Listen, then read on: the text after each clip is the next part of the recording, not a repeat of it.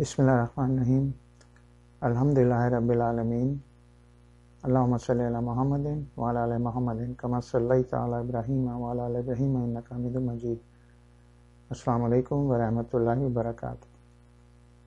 بہت سارے مسلمانوں کا جانوروں کی طرح بے رحمی کا سلوک ہوتا ہے اور وہ یہ سمجھتے ہیں کہ ان کے دین میں جانوروں کی کوئی حیثیت نہیں ہے، جبکہ ہم اگر قرآن اور سنت کی تعلیمات کو دیکھیں تو ہمیں یہ حیرانی ہوگی کہ یہ چیز صحیح نہیں ہے۔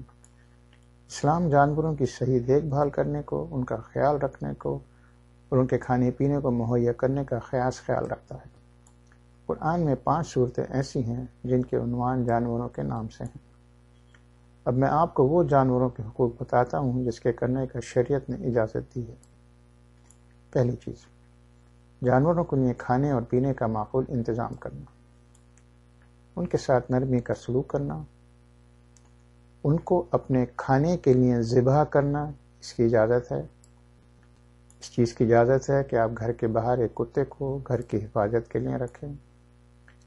اگر آپ کسی جانور کو زخمی دیکھیں تو اس کی مدد کریں، اور اگر اس کی جان خطرے میں ہے تو اس کو بچانے کی پوری کوشش کریں۔ اگر آپ کو اپنی جان یا کسی اور دوسرے انسان کی جان بچانے کے لیے کسی جانور کو مارنا پڑے تو وہ اجازت ہے۔ اب میں آپ کو وہ چیزیں بتاتا ہوں جن کے کرنے کی شریعت نے اجازت نہیں دی ہے۔ اس چیز کی اجازت نہیں ہے کہ جانوروں کے معاملات میں اپنے آپ کو اتنا مشغول کریں کہ آپ اپنے دینی فرائض کو بھول جائیں۔ کسی جانور کو اپنے شوق یا لطف کے لیے مارنے کی اجازت نہیں ہے۔ اسی طرح ان کو کوئی تکلیف دینے کی بھی اجازت نہیں ہے۔ اس چیز کی اجازت نہیں ہے کہ آپ ان کو ان کے گھروں سے اجاڑ دیں یا ان کے گھروں کو ہی ختم کر دیں۔ یہ بات بھی منع ہے کہ آپ ان کو ان کے بچوں سے الگ کر دیں۔ اس چیز کی ممانعت ہے کہ آپ ان کے اوپر ان کی برداشت سے زیادہ بوجھ ڈالیں۔ یہ بھی منع ہے کہ آپ ان کو ان کے چہروں پہ ماریں۔ یہ اجازت نہیں ہے کہ آپ ان کی لڑائی کھیل کے طور پہ کروائیں۔ ایک کتے کو گھر کے اندر رکھنے کی اجازت نہیں ہے۔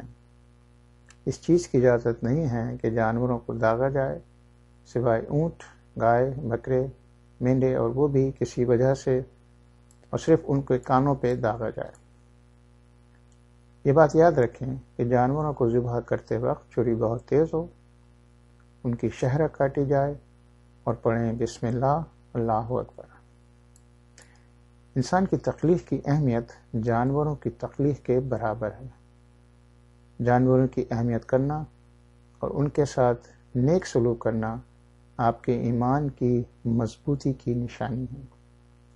جانوروں کے ان کے حقوق دینا آپ کے لیے جنت میں جانے کی ایک وجہ بن سکتی ہے۔